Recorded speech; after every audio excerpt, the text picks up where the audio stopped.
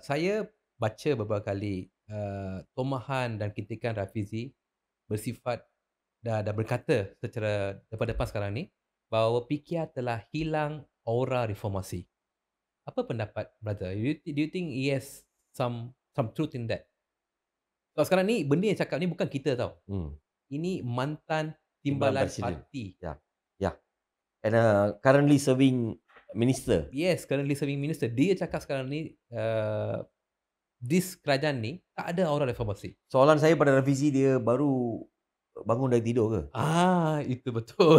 Baru dia sedar aura reformasi itu dah tak ada. Ya, Orang rakyat kat bawah dah lama dah kata reformasi itu dah tak ada. Sekarang yang ada reformati. reformati ataupun reformanan juga. Saya Ah. pun dengan itu So jugalah. dah hampir ya, macam saya kata, hampir 3 tahun menjadi kerajaan. Hmm, Mana janji-janji reformasi?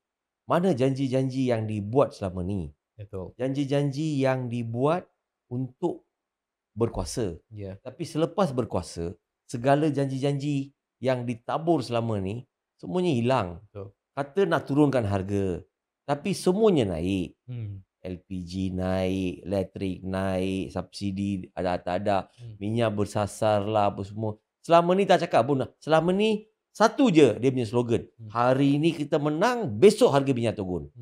betul? Tapi selepas berkuasa, you bagi macam-macam alasan. Subsidi tak ada, minyak bersasar dan sebagainya. Ini semua sebenarnya menyusahkan rakyat. Betul.